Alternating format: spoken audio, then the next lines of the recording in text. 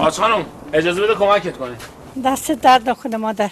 یه باش نندازی پایین. شما جوونام که روز و شب حواستون تو این گوشیاتونه. آج خانم این روزا همه این استا رو بالا پایین میکنن. این استا چیه دیگه مادر؟ مردم عکساشونو میذارن، کامنت میکنم، همه میبینن، نظریه میدن. همه عکساشونو میذارن. خب این معرفت عکس محمد منم بذارین. چشم آج خانم بذارین. محمد مگه گوشی نداره؟ نه پسرم. بفهم آج خانم. یه چند لحظه صبر کنیم برم عکس محمدمو بیارم. آها این عکس محمد منه.